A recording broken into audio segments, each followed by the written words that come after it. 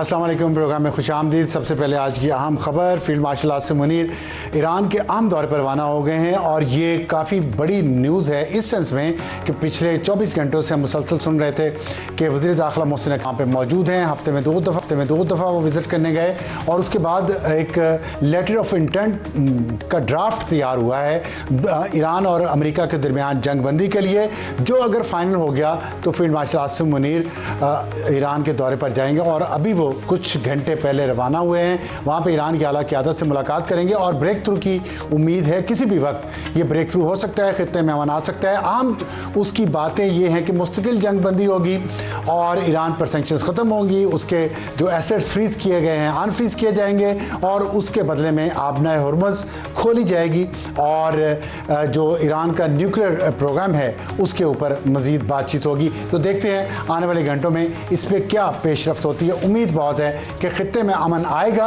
और इस पर पाकिस्तान की कोशिशें हमेशा याद रखी जाएंगी। और शुरू करते हैं आज की टॉप स्टोरी। हमें ज्वाइन किया पाकिस्तान के वज़ीर दिफा। भाई साहब, खुश आमदीद प्रोग्राम में। सियासत से बात शुरू कर लेते हैं। PTI के साथ अब ज़ाहिर है हालात जिस तरह के पाकिस्तान के चल रहे हैं पिछले कुछ सालों से, मामलात इंडिया के साथ भी अफ़गानिस्तान के साथ भी ख़राब हैं और अब जो गल्फ़ की जंग है उसके बाद एक ये तासुर था कि शायद पाकिस्तान के अंदर हालात बेहतर किए जाएंगे, सियासी इस्तेहकाम लाया जाएगा, जिसमें PTI के साथ बातचीत होना बहुत ज़रूरी है। क्या वजह है कि हम ख़बरें सुनते हैं और आप लोग सियासी लोग भी हैं, आप लोगों ने कभी इस बात से इनकार भी नहीं किया बात करने से, फिर मामला तय क्यों नहीं हो रहा है PTI के साथ?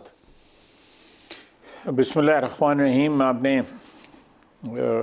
इब्तिदा में एक बड़ा पर्टिनेंट क्वेश्चन पूछा है। देखें, आप ज़रा चले जाएं जब PTI बरसरे इक़्तिदार थी और एन मास गिरफ्तारियाँ हुई थी, जिसमें मियाँ नवाज़ शरीफ थे, मियाँ शहबाज शरीफ थे, मरीम नवाज़ थी, यही हमारी लीडरशिप है ना। तो सारी की सारी कैद थी। सेकंड रैंकिंग लोग, थर्ड रैंकिंग लोग मेरे जैसे, वो भी कैद थे, सब कैद थे। और लेकिन हमने कभी भी जो है कोई रिप्रोचमेंट जो है गवर्नमेंट के साथ उसको कंडीशनल नहीं किया था कि हमें रिहाइयाँ दें, हमें रिहा किया जाए या हमारी लीडरशिप को रिहा किया जाए। उसके बाद मैं समझता हूँ कि ये अप्रोच जो है या ये जो डिमांड जो है, ये इनहेरेंटली जो है ना वो इसमें एक सेल्फिशनेस है और एक कोता नज़री है, शॉर्ट साइटेडनेस है। आप जो एक बड़ा माहौल है मुल्क का, सियासी है, माशी है, माशरती है, जैसा भी माहौल है, लेट्स टॉक अबाउट दैट। जब एक ठंडी हवा चलेगी, एक अमन होगा, एक खैर सगाली होगी, तो उसके अंदर बाकी मसाइल खुद ब खुद हल होने शुरू हो जाएंगे। आपको इंसाफ से शिकायत है, वो भी जो है ओवर द ईयर्स जो हमें भी इंसाफ से शिकायत थी कि जो जिस तरह के ड्रामे हमारे साथ हुए मियाँ नवाज शरीफ के साथ, जिस तरह उसको टारगेट किया गया, बाकायदा नंगा होकर टारगेट किया गया, कोई ढकी छुपी या कोई तकल्लुफ़ जो है वो रवा नहीं रखा गया। तो लेकिन हमने किसी स्टेज के ऊपर जो है मुल्क को जो है या मुल्क का पीस जो है उसको दाव पे नहीं लगाया। आप इस बैकड्रॉप के बाद आप दो चीज़ें मैं पॉइंट आउट करना चाहता हूँ कि आप वॉर ऑन टेरर में भी हमारे पार्टनर नहीं बनना चाहते, उसके ऊपर भी जो है आप कदगन लगाते हैं। That's a national issue. वो अफसार आलम का या ख्वाजा आसिफ का इशू नहीं है, या नवाज शरीफ का या शहबाज शरीफ का इशू नहीं है। हमारी हजारों में शहादतें हो गई हैं, आप उन शहीदों के जनाजों में भी नहीं जाते, आप उनको ओन नहीं करते। आप किस तरह डिमांड करते हैं? आपने हर चीज का महवर अव्वल और आखिर जो है एक शख्स की रिहाई बनाई हुई है। ये चीज मुझे इससे इख्तलाफ है। मैं I would love to talk to them, एक टेबल पे बैठ के सियासी कारकुन की हैसियत से मैं उनसे बात करना चाहूँगा, ज़रूर करना चाहूँगा। लेकिन जब वो इसको मशरूत कर देते हैं, मैं आपको बता रहा हूँ कि वो टेररिज्म को उस तरह नहीं कंडेम करते जिस तरह एक पाकिस्तानी को कंडेम करना चाहिए। और उनका सूबा जो है KP, जहाँ पे उनकी हुकूमत है, दहाइयों से उस सूबे में वो सबसे ज्यादा नुकसान उठाया जा रहा है, उसको इशू नहीं, उसको इशू बनाएं, उसकी ओनरशिप लें, अच्छा, लीड लें, हम उनके पीछे चलेंगे, लीड लें। मैं सियासत की बात कर रहा हूँ, आप उनके, मैंने कभी किसी पीटीआई के लीडर को शहीदों के जनाजों में नहीं देखा। मैं जाता हूँ जहाँ भी या GHQ में होते हैं या किसी और जगह पे होते हैं, the way they should own this thing, the war on terror, वो उस तरह उसको ओनरशिप नहीं देते। एक बात, और दूसरा जो है कि ये एक तो ये ओनरशिप, और दूसरा जो है देयर आर अदर इश्यूज जो इस वक्त हमारे कन्फ्रंट कर रहे हैं पाकिस्तान को, जो है वो हर चीज़ को जो है रिप्रोचमा देखें। कई साल जो है पेरिस में जो है वियतनाम के ऊपर गुफ्तगू होती रही, गैर मशरूत होती रही थी, लेकिन ये वियतनाम वॉर तो नहीं है ना, अमेरिका और वियतनाम तो नहीं है। मेरा आपने बात बड़ी अच्छी की है कि वो सबसे पहले रिहाई मांगते हैं, लेकिन आपने पहले बाकी बातों में हुकूमतों के साथ, उस वक्त की हुकूमतों के साथ ताउन किया या इस्टेब्लिशमेंट के साथ ताउन किया, और फिर उसके बदले में मिली तो रिहाई। आप लोगों का स्ट्रेटजी मुख्तलिफ थी, उनकी मुख्तलिफ है। वो पहले रिहाई मांगते हैं, फिर बाकी बात करना चाहते हैं। तो आप ये कह रहे हैं दे शुड प्ले स्मार्ट। नहीं, मैं ये नहीं कह रहा कि कोई इसमें कोई अल्टीरियर मोटिव्स होने चाहिए या ये होने चाहिए। माजी में जो आप बात कर रहे हैं मैं उससे इत्तफाक करता हूँ, मैं उससे इख्तलाफ नहीं करता, लेकिन you live to fight another day, you know, कि आप एक दफ़ा जो है कोई मामला सेटल कर लें, आप अपोजिशन जो है वो कर लें, बाद में कर लें, इफेक्टिवली कर लें, थोड़ा सा उसको लो टेम्परेचर पे कर लें, उसका प्रोफाइल कम कर लें, रास्ते बनाए ना अपने लीडर के लिए। वो कह रहे हैं हमने तो to live for another day, survival तो हमें चाहिए नहीं, हम तो जिस रास्ते पे हैं उसमें हमने अपना हक छीन के लेना है। देखिए, मैं कोई बड़ा बोल नहीं बोलना चाहता, अल्लाह ताला माफ़ करे मुझे, लेकिन जो अपॉर्चुनिटी उनको मिली, जो उन्होंने वादे किए, जो नारे दिए अवाम को, आज भी उनकी साइजेबल सपोर्ट है अवाम के अंदर, लेकिन कहाँ हम खड़े हैं। हमने पिछले साल के अंदर, एक साल के अंदर जो पाकिस्तान का जो प्रोफाइल है, वो जिस तरह इमेज जो है वो जिस तरह इन्हांस हुआ है, पहले हमें अपने अज़ली दुश्मन के ख़िलाफ़ फतह अल्लाह ताला ने हमें अता फरमाई, हमारी बहादुर अफवाज ने जिस तरह एक नई तारीख जो है दुनिया की तारीख में एक नया वाक़या, एक नया एपिसोड जो है उसको रकम किया। उसके बाद जो है ये जिस तरह हमें फील्ड मार्शल आसिम मुनीर साहब को, प्राइम मिनिस्टर शहबाज शरीफ साहब को जिस तरह एक स्टेटस मिला है रिकग्निशन का सारी दुनिया में, ये गल्फ़ में जो किरदार जो अदा कर रहे हैं, जिसमें पाकिस्तान का यहाँ पे मुज़ाकरात होना बज़ाते ख़ुद एक बहुत बड़ा इवेंट है। तो ये चीज़ें जो हैं ये they happen once in a century perhaps. आप चाहते हैं कि पीटीआई आगे आए और इसमें अपना हिस्सा ले, अपना बिल्कुल अपना किरदार अदा करे as a political force, there is sizeable force. तो उसमें उनको सियासी फ़ायदा भी होगा, और जो उनको बिल्कुल उनको लॉन्ग टर्म में ज़रूर सारे फ़ायदे होंगे, हर किस्म के फ़ायदे होंगे। इसराइल के वज़ीर-ए-आज़म नेतन्याहू बार बार पाकिस्तान का जिक्र अब कर रहे हैं आजकल, और लगता है कि Pakistan is under their skin. क्या वजह है कि इसराइल बहुत अमेरिका का लाडला है, और अमेरिका ने हमेशा उसको सपोर्ट किया है, कि पाकिस्तान की बात प्रेसिडेंट ट्रंप मान रहे हैं इस वक्त, जंगबंदी भी की, उसको एक्सटेंड भी किया, हमला भी दोबारा मुलतवी किया, और अब पाकिस्तान के ऊपर ट्रस्ट भी वो कर रहे हैं इसराइल पे। इसराइल के नेतन्याहू, अभी जो कल उनकी बात हुई है ट्रंप के साथ, उसमें गर्मा गर्मी भी हुई है। आप समझते पाकिस्तान की ये सफारती कामयाबी है और ये कायम रह सकेगी, या ये सिर्फ वन टाइम ट्रांजैक्शन है? क्योंकि मुझे आपके व्यूज़ पता है कि आप समझते हैं अमेरिका पाकिस्तान के साथ ट्रांजैक्शनल रिलेशनशिप रखता है, तारीख तो यही बताती है। तो अब आपके ख्याल में क्या है कि अभी भी ट्रांजैक्शन? देखिए, मेरी ये सारा जो आपने बात की है ना, उसके पीछे एक बहुत बड़ा एलिमेंट है कि अमेरिकन पब्लिक जो है ना, उसका ओपिनियन जो है ना वो प्रो इजराइल नहीं रहा, खास तौर पे यंग जनरेशन। आप ममदानी के इलेक्शन को देख लें, 38% जो है यहूदी वोट जो है उसको पड़ा। ठीक, ख्वाजा साहब ये बताएं कि अब जो आपने बात की है ज़ायनिस्ट की, हम देखते हैं कि हमारे रीजन में ज़ायनिस्ट फुटप्रिंट आ रहा है इस तरह से कि इंडिया के प्राइम मिनिस्टर मोदी वहाँ पे थे इसराइल में जब जंग शुरू हुई उससे एक दिन पहले स्ट्रेटेजिक मुआहदा किया, और उसके साथ फिर अभी रिसेंटली कुछ दिन पहले उन्होंने यूएई का दौरा किया और उनके साथ भी कोई स्ट्रेटेजिक मुआहदा कर रहे हैं। आप समझते कि ये इस जंग के बाद जब ये जंग ख़त्म होती है, जो अल्लाह करे ख़त्म हो जाए, इस वक्त जो अमेरिका और ईरान की चल रही है, उसके बाद नई सफ़बंदी कोई होगी?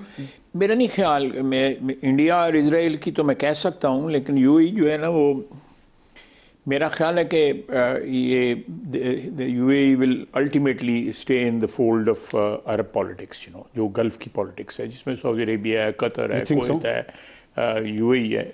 दिस इज़ माय असेसमेंट, कि वो जो है अक्लमंद लोग हैं, दे आर वेरी, जिसको कहते हैं, हाँ, गलती से सीखना भी चाहिए। अक्लमंद लोग हैं। हमारा उनके साथ एक बड़ा मोहब्बत का बड़ा पुराना रिश्ता है। हमारे 23 लाख पाकिस्तानी वहाँ पे बैठा हुआ है। तो एक फीलिंग, मैं उधर 12-13 साल रहा हूँ, मैं बड़े रिस्पेक्ट करता हूँ जो लोग इस बरसर इक़्तिदार जो है, personally know them, they are pragmatic people, ये अरब साइकी की एक खसूसियत है कि वो रियलिटीज़ को ज़रूर केटर फॉर करते हैं, जो भी रियलिटी हो। तो आपके ख्याल में जो अभी टेंस सिचुएशन है पाकिस्तान और यूएई के दरमियान, उसमें बेहतरी आएगी? मैं उसको इसके बावजूद इसराइल का बहुत मैं टेंस का लफ्ज़ नहीं इस्तेमाल करूँगा उसके लिए जो है। अच्छा, क्या आप इस्तेमाल? मैं टेंस का लफ्ज़ नहीं इस्तेमाल करूँगा, क्योंकि उसमें कोई मेजर चेंज हमारे रिलेशन में किसी भी फैसेट में नहीं आई, किसी भी फैसेट में। ये कुछ वहाँ से पाकिस्तानी को निकाले जाने की बात हुई है? पाकिस्तानी जो है, अगर 23 लाख बंदे जोड़े सारे इमाम मस्जिद नहीं ना गए, ठीक है, उनमें हर किस्म की वारदातियाँ भी हैं, वहाँ पे भिखारी भी हैं, हज़ारों के हिसाब से भिखारी हैं, और भी बड़े बड़े काबिल फ़ख्र जो है पेशों से वो वाबस्ता हुए हैं वहाँ पे लोग जाके। तो मैं एलेबरेट नहीं करना चाहता। तो अगर if they are being transported, तो वो उनका हक बनता है कि वो ऐसे लोगों को ट्रांसपोर्ट करें। वहाँ पे पाकिस्तानी जो है किसी भी ऐसे ऑब्जेक्शनेबल प्रोफेशन के साथ कभी वाबस्ता नहीं होते थे, लेकिन पिछले 10-12-15 साल से सबसे ज़्यादा प्रेजेंस पाकिस्तानियों की है। अच्छा, इन तमाम प्रोफेशंस में जो जिनके ऊपर उनको इतराज़ है, और वहाँ पे कोई डेपुटेशन नहीं हो रही। डेपुटेशन हो रही है, जो देखना आप 23 लाख में से अगर 2-4 हज़ार बंदा जो है डिपोर्ट अगर हो जाए, 10,000 डिपोर्ट हो जाए, तो रौला पाने की लोड़ ही है।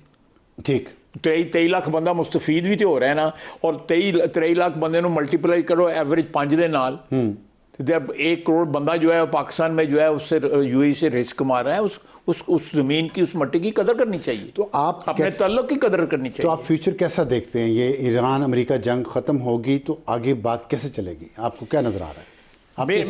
मेरा ख्याल है कि Pakistan that has a role to play, कि ये इस जंग का खात्मा होता है तो इस खिते के लोगों को करीब लाया जाए।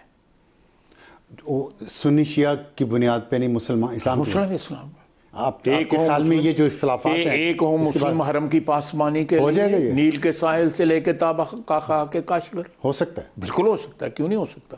तो क्या आप ईरानी पॉपुलेशन जो है दुबई के अंदर ओवरवेलमिंग, बाजार सारा ईरानियों का है। दे लिव वेरी वेरी लेकिन ऐसे ताल्लुकात उनके सऊदी अरब से भी हो सकते हैं। बिल्कुल हो सकते हैं, क्यों नहीं हो सकते? पाकिस्तान इसमें क्या रोल प्ले कर सकता है? They are very pragmatic people. Iranian they are very pragmatic people. ये अलग बात है कि उनके ऊपर जो है दहाइयाँ गुजर गई हैं सैंक्शंस लगे हुए, आप उनको एक कॉर्नर में आपने धकेल दिया हुआ है। वेस्टर्न जो हमारी पॉलिटिक्स है उसने। तो आप फोर्स ही करते हैं कि ईरान और सऊदी अरेबिया और पाकिस्तान के दरमियान कॉर्डियल रिलेशनशिप होंगे? Pakistan can play very very important role in this, मेरा अपना ख्याल है कि फील्ड मार्शल जो है हमारे और प्राइम मिनिस्टर हमारे जो हैं, they enjoy very good relationship with all these countries. ये उस रिलेशनशिप के जो है डिविडेंड्स होंगे कि आप इनको तल्लुकात को नॉर्मलाइज कर सकें। ठीक। और मुझे बड़ी उम्मीद है कि ये दो शख्सियतें पाकिस्तान की जो हैं, ये भी पाकिस्तान की खुशकिस्मती है कि ये रिलेशनशिप जो है वो उसने पाकिस्तान को कहाँ से कहाँ पहुँचा दिया है।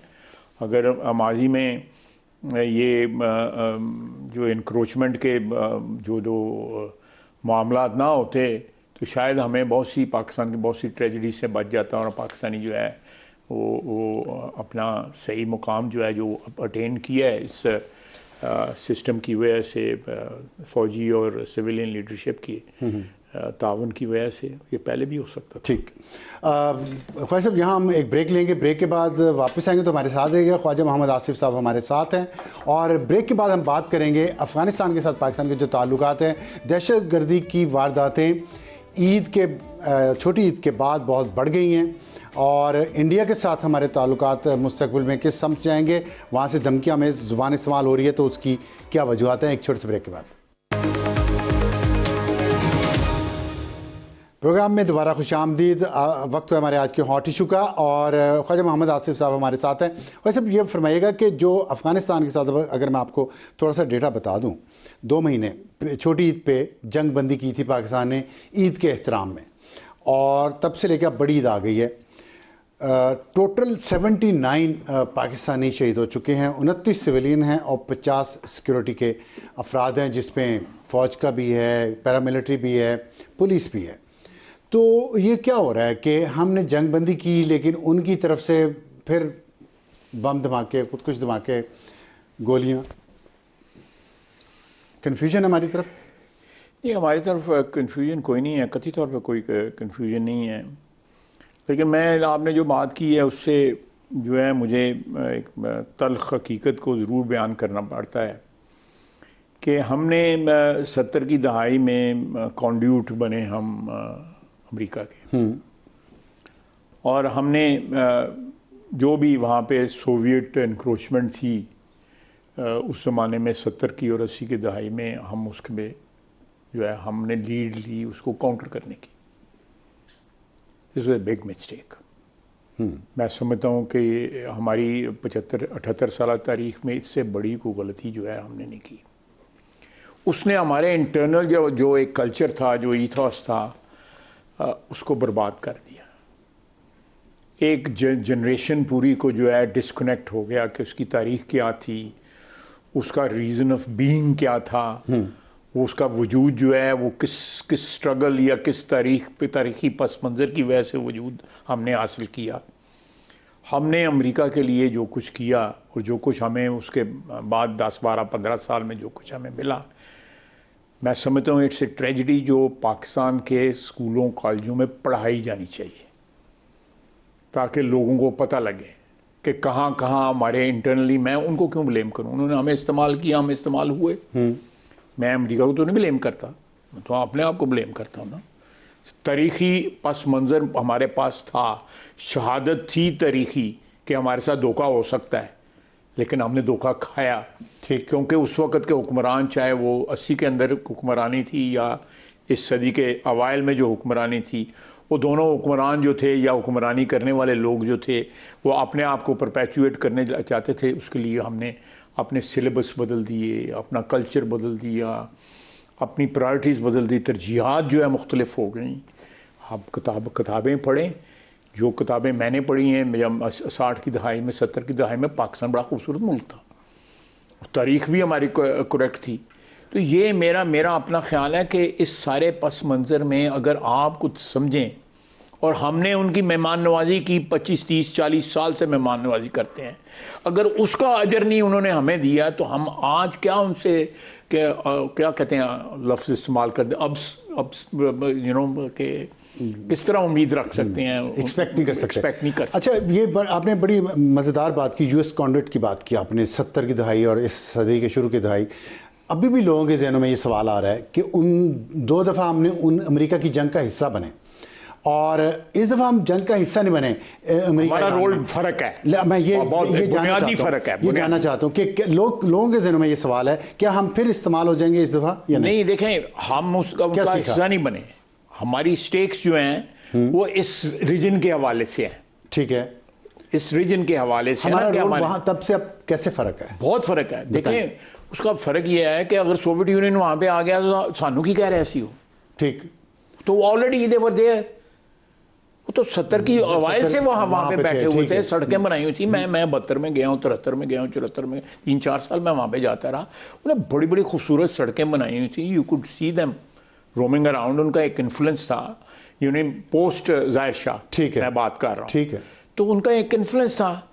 There was no threat to us. तो अब जो है हम, लेकिन उसमें हम हिस्सा बन गए, उसका हम हिस्सा बन गए लड़ी वो जंग। और मिला क्या हमें, और लाखों के हिसाब से 40-50 लाख बंदा जो है अफगानिस्तान से उठ के पाकिस्तान के सॉइल पे आ गया, और वो सॉइल पे आ गया। आप कह सकते हो कि वो हमारे साथ लॉयल थे, या लॉयल हैं, या लॉयल होंगे। ना उस वक्त वफादार थे, ना आज वफादार है, ना आइंदा आने वाले वफादार में होगा। उन्होंने तो यहाँ बैठ के गालियाँ देते थे तंदूरों के ऊपर, जो उनके बच्चे वो पाकिस्तान को गाली देते थे। क्या क्या आपको मिला? नहीं, मैं तो यूएस के साथ हमारा जो मैं देखना उसमें तो वी एक्चुअली हमने अपना सारे का सारा शनाख्त चेंज कर दी, ठीक है, यूएस का पार्ट बनने के लिए। आज पाकिस्तान की शनाख्त है कि पाकिस्तान ने 5 गुना बड़े दुश्मन को शिकस्त दी हुई है। आज पाकिस्तान की शनाख्त है कि हम जो है सालिस बने हुए हैं एक बहुत बड़े कॉन्फ्लिक्ट में, और पूरी जो है उम्मा जो है वो हमारी तरफ देख रही है कि पाकिस्तान एक रोल अदा कर रहा है। दुआएं साथ हैं। माजी में हम लैकी थे, माजी में हम चमचे थे। लैकी तो क्यों अंग्रेजी का लफ्ज इस्तेमाल करते थे, चमचे थे, और सिर्फ इसलिए थे कि दोनों डिक्टेटर जो थे उनको आशीर्वाद चाहिए थी, छप्पर छां चाहिए थी वाशिंगटन की। अभी ऐसा नहीं है, अभी बिल्कुल नहीं ऐसा। हम छप्पर छां की जरूरत नहीं है, कोई जरूरत नहीं है छप्पर छां की जो है। हम अल्लाह का फजल है, हम अपने अंदरून खाना जो है, अगर हम अपने माशी हालात ठीक कर लें, अपने टैक्सेशन का जो निज़ाम ठीक कर लें, बजाय 200% टैक्स लगाने के आप ब्रॉड करें, बेस उसको करें, अपने अंदर अमन लेके आएँ, अपने यहाँ पे जो सियासी आबो हवा जो है वो अल्लाह के फजल से ठीक होगी। ये सारी चीज़ें जो हैं ये हम if we put our house in order, ठीक, तो मेरा ख्याल है हमें किसी की हम किसी के साथ लड़ाई नहीं चाहते। ठीक है, हम हर चीज के साथ जो है। दूसरी बात यह है कि ये खुशकिस्मती है कि आज से 60 साल 65 साल पहले आपने चीन का जो है ना उससे एक भाईचारा कर लिया था। आज भी वो भाईचारा है। फिर यह है कि वर्ल्ड जो है आपकी जोग्राफी जो है उसके अंदर रूस भी है, उसके अंदर और बहुत सी मुसलमान ममालिक हैं। तो ये आपको एक मुकाम मिला हुआ है, इसको इन्हांस करना चाहिए बजाय इसके कि वो उसको कहीं गिरवी रख देने या किसी और। अच्छा, आपने मुकाम मिला हुआ है अब यहाँ, और अभी आपने जिक्र किया कि पाकिस्तान एक बड़े दुश्मन को शिकस्त दी, इसलिए पाकिस्तान की अब सिचुएशन, पोजीशन और स्टेटस और है, सालिस बन गया। तो इंडिया तो फिर धमकियाँ दे रहे हैं। इंडियन आर्मी चीफ ने कहा पाकिस्तान जोग्राफिया पर रहना चाहता नहीं चाहता। शेखर गुप्ता उनके बड़े सीनियर जर्नलिस्ट हैं, उन्होंने ये अपना तजिया दिया है, पेशीन को तो नहीं कहना चाहिए, तजिया दिया कि अब पाकिस्तान फिर दहशतगर्दी करवाएगा क्योंकि पाकिस्तान अमेरिका की गुड बुक्स में है और वो उसको इस्तेमाल करेगा, कवर को दहशतगर्दी करवाएगा इंडिया के अंदर मजीद। देखिए, मैं आपको एक बड़ी क्लैरिटी के साथ बताऊँ कि पाकिस्तान के लिए दहशतगर्दी जो है कि कहीं भी करानी जो है वो ज़हर कातिल है। ठीक, ये वी कांट अफोर्ड इट। हम चाहेंगे कि हमारे साथ जो है कोई अगर खुशगवार तल्लुकात रखना चाहते हैं तो हम वो 1 कदम बढ़ाएगा, हम 2 कदम बढ़ाएंगे।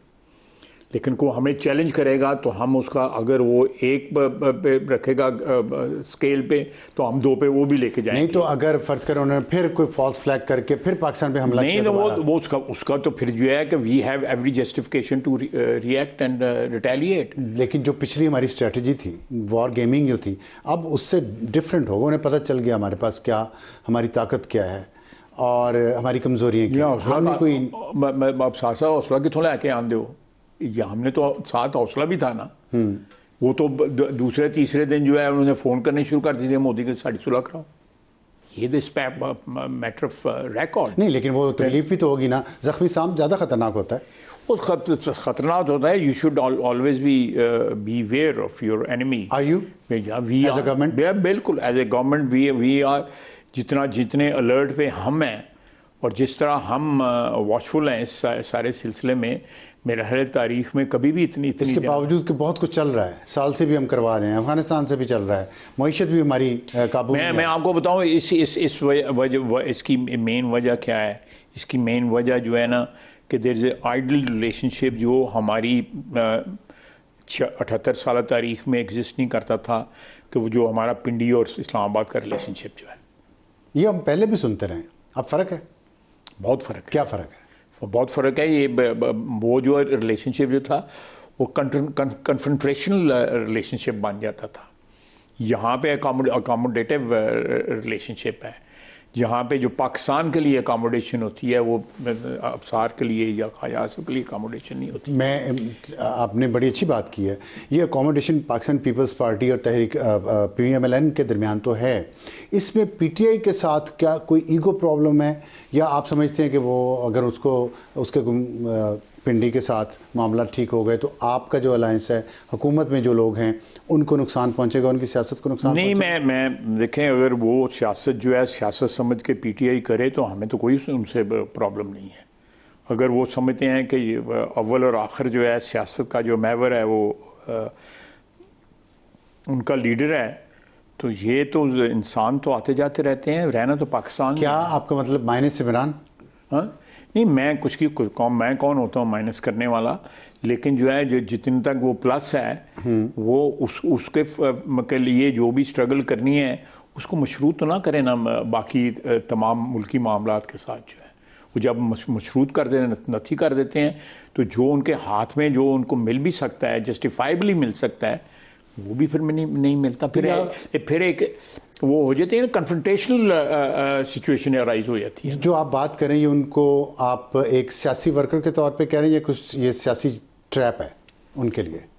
नहीं, मैं तो उनको एक सियासी वर्कर के लिए, एक person who has spent almost 36 years in politics, इसने बड़े उतार चढ़ाव 90 की दहाई के, उसके बाद की दहाई के, फिर उसके बाद की दहाई पर, चौथी दहाई है। मैं एक एक्सपीरियंस की बात कर रहा हूँ। तो ये इस तरह जो है जो रास्ता उन्होंने अपनाया हुआ है उसका उनको भी नुकसान है, मुल्क को भी नुकसान है, एक कलेक्टिव नुकसान हो सकता है उससे। ठीक, ख्वाजा साहब यहाँ हम एक ब्रेक लेंगे, ब्रेक के बाद वापस आएंगे तो हमारे साथ रहेगा ख्वाजा मोहम्मद आसिफ साहब हमारे साथ हैं। प्रोग्राम में दोबारा खुशामदीद। अच्छा, मैं थोड़ा सा डाइवर्स करूँ, जो हम थोड़ा सा बात दूसरी है।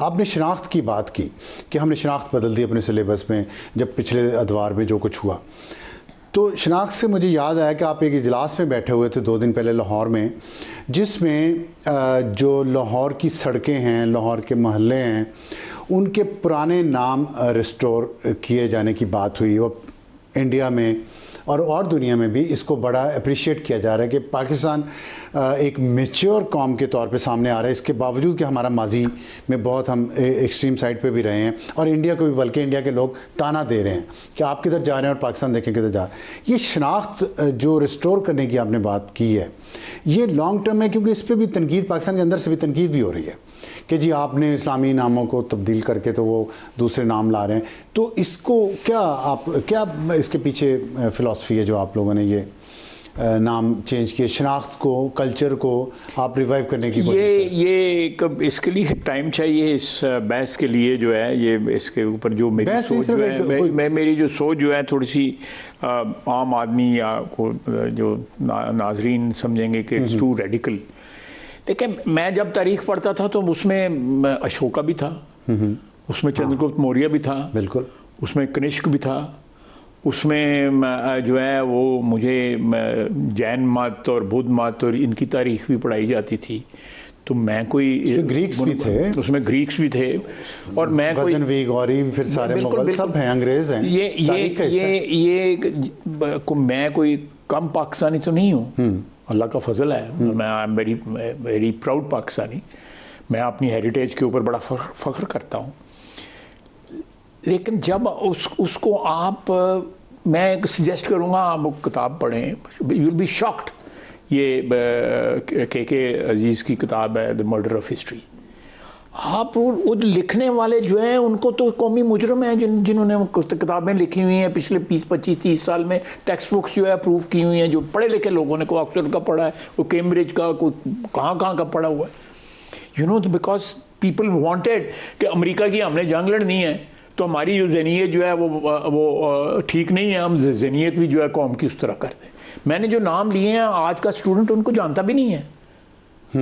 मैं 8th क्लास में ये किए थे। और दूसरा ये है कि फैक्चुअल हिस्ट्री पढ़े। आप देखें कि महमूद गजनवी जब वहाँ से आता था, जो 17 हमले उसने आप बड़े फ़ख्र से 17 हमले, 17 वो सारे रास्ते में मुसलमानों का कत्लेआम करता आता था जो उसको सूट नहीं करते थे। आप कोई डायनेस्टी सोचते हैं जिसका सिर्फ एक ही हुक्मरान हो, ना उदा आगा ना उदा पीछा, बच्चे उसके जो है अल्टीमेटली आके लाहौर में रहे। हाँ ऐसे ही है। तो ये एनालिटिकल होना चाहिए, हिस्टोरिकल पर्सपेक्टिव से एनालिटिकल होनी चाहिए कि अगर आप आज माजी हाल को जो है तलाश करना चाहते हैं कहीं पे, या उसमें कुछ शनाख्त करना चाहते हैं, तो आप उस माजी में जाके शनाख्त करें, डिनाई ना करें कि यहाँ पे डरना नहीं चाहिए। हाँ, यहाँ पे फलां बंदा रहता था, डिनाई कर दो। नहीं यानी यहाँ पे आधी आबादी जो है कहते हैं उतों सऊदी अरेबिया तो आए थे, ये ईरान तो आए थे, आधी आबादी पाकिस्तान दी है कहती है सारे बंदे ने नाल जड़ा है मैं गाना पहन दिया। मेरे चार हमारे यहाँ बहुत है सर, तो खास तौर पर मैं आपको एक छोटा सा वाकया सुनाता हूँ। जी जी। शाह हमदान एक बुजुर्ग थे, वो ताजिकिस्तान से पैदल आए, गिलगित के रास्ते वो कश्मीर पहुंचे। वो यहाँ पे कुछ 30 साल रहे। उन्होंने इस्लाम सारा जो है कश्मीर के अंदर जो है ना वो उन्होंने लाया, कश्मीर में ही रहे और उधर से ही वापस चले गए। कश्मीरी जो है यानी मेरे आबा अजदाद जो थे जो हिंदुओं से मुसलमान हुए और बहुत से कश्मीरियों के, मैं और मियाँ नवाज शरीफ ताजिकिस्तान जा रहे थे, तो मैं मियाँ साहब को ये स्टोरी सुनाई। तो उन्होंने कहाँ दफन है, मैं कहा ताजिकिस्तान में दफन है। उन्होंने फ़ोन किया उधर कैपिटल में दुशंबे में। उन्होंने कहा जी कि मैं थोड़ा सा लेट हो जाऊँगा, तो बंदोबस्त किया जाए, मैं उनके मज़ार पे जाके हाज़िरी देना चाहता हूँ, जिन्होंने कश्मीरी हिंदुओं को मुसलमान किया। हम गए, हमको आधा पौना घंटा वहाँ पे बैठे रहे। वहाँ पे इकबाल की शायरी भी लिखी हुई थी पर्शियन की। अच्छा। तो एक आइडेंटिटी है ना, जाहिर है उसको ओन किया ना हमने, मैंने भी और नवाज शरीफ ने, हम दोनों ने ओन किया कि भाई हम हिंदू थे। तो ये तो नहीं कि हमें कहते हैं ये मोहम्मद कासिम ने हमें मुसलमान किया। मोहम्मद कासिम एक सियासी लोग थे, वो आज भी नहीं हो सका बचीता है। वो आया, अच्छी स्टोरी बनाती थी, नसीम उजाजी ने जिस स्टोरी बनाती थी, ये कोई एक थी खातून थी, उसने पुकारा और उसने कहा मैं आ रहा हूँ। ये डोंट इसको ड्रामेटाइज ना करें। ठीक, तारीख जो है डिस्पैशनेट, लेकिन रियासत मैं आपको ड्रामेटाइज टीवी पे ड्रामे चलते रहे हैं। डिस्पैशनेटली जो है ना तारीख को पढ़ना चाहिए। सही कह रहे हैं। अगर आप तारीख को पैशनेटली पढ़ेंगे तो आप उसमें से जो कंजक्चर जो है उसमें से जो नतीजा जो है ना वो सही नहीं निकाल अगर 28वीं तरमीम के तहत एजुकेशन वफाक के पास वापस आ गई तो क्या आप हकायक पर मबनी मुतालबा हमने पिछली 27वीं तारीख में जो है तरमीम में जो है हम ये रखना चाहते थे कि सिलेबस जो है एक यूनिफॉर्म सिलेबस हो, और वो असली हकायक पर बाकायदा जो भी अगर आप पढ़े लिखे हैं तो आपको भी दिखाई जाए कि भाई ये चीज़ तुम वेरीफाई कर सकते हो कि नहीं कर सकते। इस किस्म की we have to overhaul our educational system, our financial system, our political system. We have lived for too long in a situation or in a time जिसका हमें खुद इदराक नहीं। We should, आप खुद नहीं इदराक। आप हुकूमत हैं, आप मैं तो नहीं बात सकना, आज बैठ के पा रहे हैं ना। आप बहुत अहम वजीर हैं, काबीना के बहुत अहम मेंबर हैं, आपका जो रूलिंग पार्टी है। मैं ये नहीं कह करा सका अभी तक ये कि ये परमानेंटली जो है 8 बजे मार्केट बंद करो, नहीं, लेकिन अब हो तो देखे ना कि बिजली की किल्लत है आपको, कई सूबे जो है गालियां दे रहे हैं कि हमारे इधर लोड शेडिंग हो रही है। ठीक है। हम वो 8 बजे वो दुकाना 2 बजे खोल देने। ये बेबसी क्यों? बेबसी। फिर हम किससे उम्मीद लगाएं? आवाम किससे उम्मीद लगाएं? मैं अभी शेर पढ़ के आया हूँ कहीं पे, 1000 मसले शुमार करते हैं, फिर एक दर्द दिल इख्तियार करते हैं। चलें इसी शेर पे आज के प्रोग्राम का इख्तिताम करते हैं। बहुत शुक्रिया, आपसे बहुत बातें हुई, और भी कुछ करने को दिल कर रहा था, लेकिन अगली बार तो मैं आ जाऊंगा जी जरूर। बहुत शुक्रिया। ख्वाजा मोहम्मद आसिफ साहब से बात कर रहे थे। आपने सोचा देखा होगा कितने इश्यूज पे बात हुई, कुछ रह गए हैं और कुछ सवालों के उन्होंने जवाब जो दिए हैं वो दिल से दिए हैं, चाहे हमें पसंद आए या ना आए। तो आज के लिए इतना ही। इंशाल्लाह फिर आपसे मुलाकात होगी कल। तब तक के लिए खुदा हाफिज़ एंड गुड नाइट।